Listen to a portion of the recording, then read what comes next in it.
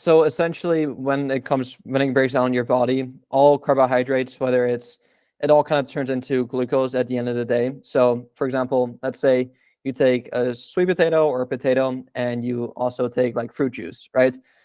Sweet potato obviously has the added fiber as well, which means it takes a bit longer for your body to like fully break down and digest, but it ultimately still converts into glucose in your body.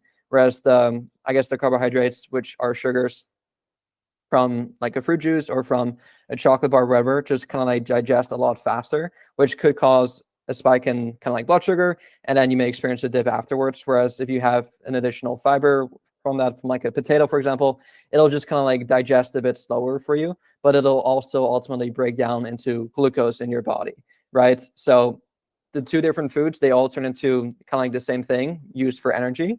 One may take a bit longer to like fully break down and digest in your body, whereas the other immediately gets kind of like into your bloodstream, and then you may notice like a quick spike in energy followed by a crash afterwards as well. But at the end of the day, again, like if we account for the calories, it's still at the end of the day gonna kind of like do the same, but acutely it may have some small little minor differences there.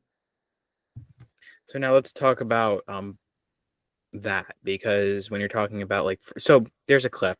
Do you know who Joey Diaz is? He was on Joe Rogan. It doesn't really matter too much if you know who he is, but he's diabetic. Mhm.